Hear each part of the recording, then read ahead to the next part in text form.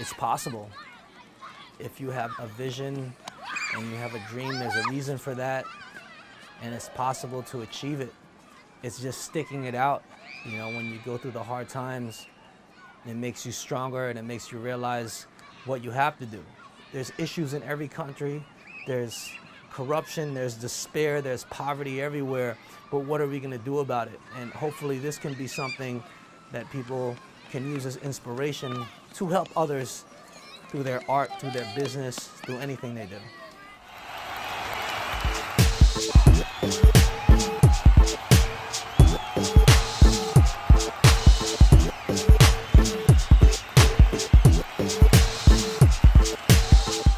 I am Knowa Lazarus of Q York. I'm an MC, songwriter, and CEO of Q York Edutainment. My name is Flava Matikz, Q York, and I am a record producer, audio engineer, DJ, artist, educator. Basically, I help navigate and lay foundation and connect people and ideas to help spread the movement of us bringing people together around the world. And of course, we are starting with the Philippines and also the Filipino community, which is a global community. Our goal and our vision and our mission is to uplift our people and inspire the youth, and also, you know, to help the poor. I started DJing when I was about 12 years old, and I was doing that all through high school. And then when I went to college, that's when I majored in music electronics technology, where I got an associate's degree. And that was like the first time I ever touched the piano and touched the software like Pro Tools and all that stuff. And that's when I started making beats. So I got into record production and audio engineering and mixing and all that stuff. That was around 1999. That's kind of when Q York was born. I hit up Noah. He told me he was a solo artist, and we started recording songs together. And the rest is pretty much history. We've been making music ever since. I'd always write short stories and poetry and things like that. I think growing up, it was kind of a way for me to express myself. But in terms of discovering music, in terms of figuring out that this was something that maybe I could do or had a gift for, I just remember I was probably 15 years old in New York. I got a fake ID to go to the club, and one of my friends there, these were some of my first Filipino friends I was hanging out with in New York, and they told me, said, hey, let's go to this club. So we go in there. There's about 1,000, 2,000 Filipinos, I remember, in a club in New York City, all right? And then they had this rap group on stage, and you know, they weren't Filipino, and they were performing their songs, but it was like some thugged out music. You know, they're talking about a lot of guns and stuff like that. And I think it countered the vibe that was at the club. So these guys on stage got upset, and they were like, oh, F you Filipinos, get out of here. You guys know nothing about hip hop. We're real hip hop. You guys are all trash. You guys don't know anything of what real music is. And the crowd started booing, and it looked like a fight was gonna break out. And my friend, they knew that I rapped. So they were like, hey, why don't you get on stage and just like do a freestyle? And I was like, no. But then there was a girl that I thought was cute, so I was like, all right, yeah, I'll do it. So I went on stage and I freestyled, and you know, I just did. I remember I don't know what I said, but I just remember at that time there was like a Filipino house song that was like, they were bumping it in New York, and went like, ay, nako, putang ina mo. You might have to censor that, but that was that song. And then at the end of my rap, I said that, ay, nako, putang ina mo. Then everybody started pumping their fists, like 2,000 people started pumping their fists after my freestyle. And after that, I was just like, yeah, I want to do this the rest of my life. And from then on, then I started DJ productions. We started doing so many things, and it just became like, it was like a light that shined, because it wasn't anything I was looking for or trying to do. It just happened at that moment. And like I said, I think all the things I went through from there, that's what's been able to give us, I think, resilience in it, because, you know, we've been at it for a long time now, pretty long time, maybe about 15 plus years, and you know, we're still doing it. Yeah. Hey, yo, New York, make some noise. It's all my Filipino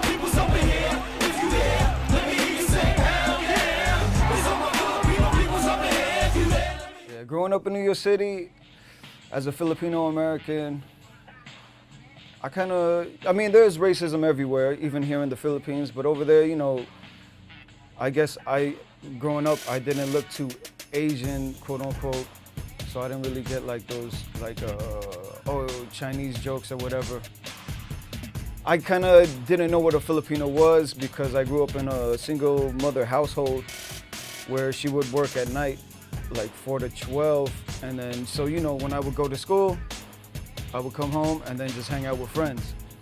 Most of my friends were Hispanic, and I kind of grew up around that community, like the Latino community. I mean, that's what it was growing up. But then when I got to know the Filipino American community and know a little of the history of the Philippines, that's when I grew to know what a Filipino was, and then now I could represent it. You know, I mentioned Tony Moloto before. I mean, when we moved to the Philippines, I remember asking him, I said, Tito Tony, should I move to the Philippines? Then he was like, yeah, your people need a voice. You know, I helped give them a voice. And then I told him, yeah, pero hindi masyado magaling ako mag-Tagalog.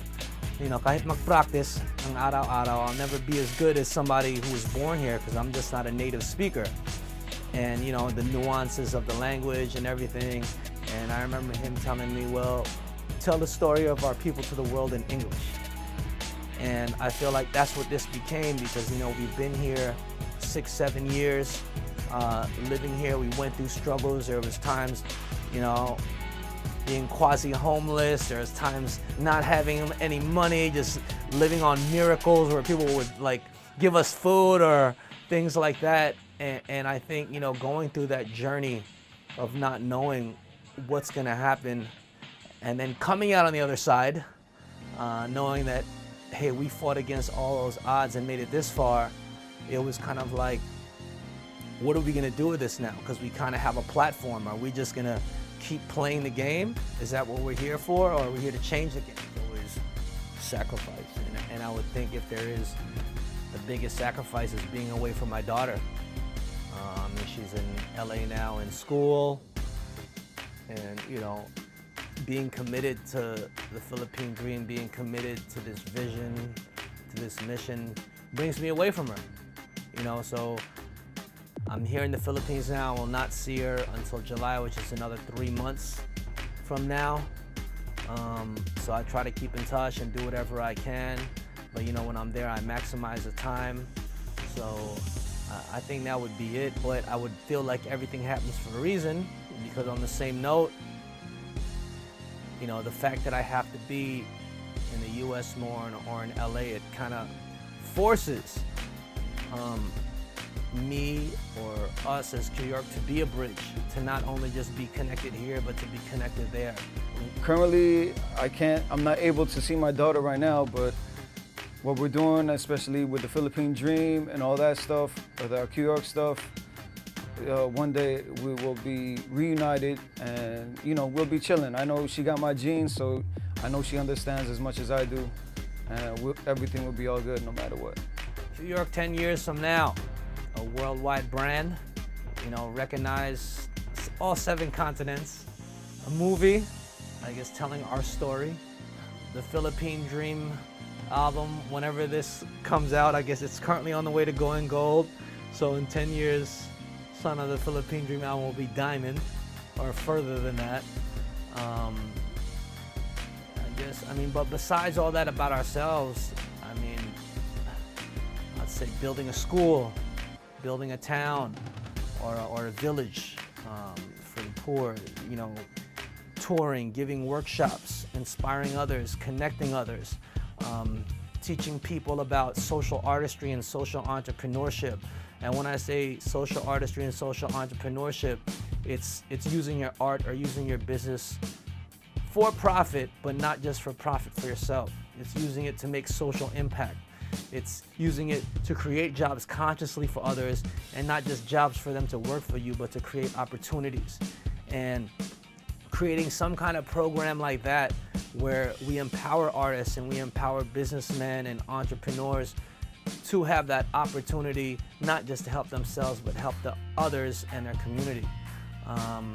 You know, I mean, those are things that I think that this music and this album has become. It's so much bigger than just the music. The music is just a vehicle. And I think that's the most important thing, and that's where we're headed within the next decade or 10 years, is to be able to create those platforms, to give resources, and also give inspiration to others to be able to duplicate what we've done, because I think that's the most important thing when you go out something in the world and you accomplish it. You want to be able to empower others to work within that system. And I think as Q York, now the stage where we are at, that's what we're developing, a system. And we're developing platforms and resources. You know, we also have a media company we're working on, Neu Breed Media, of course, with Direct Leandro, so that will be where we can produce our own materials and create content, producing music, and we want to be able to give back through these platforms and resources. I mean, I think that's the ultimate goal.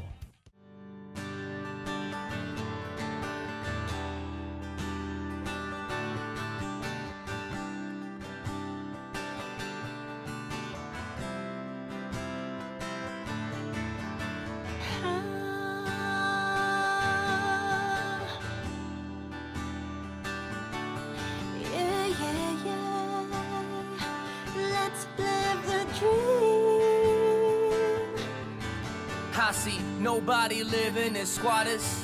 We focus on the solutions and not on the problems.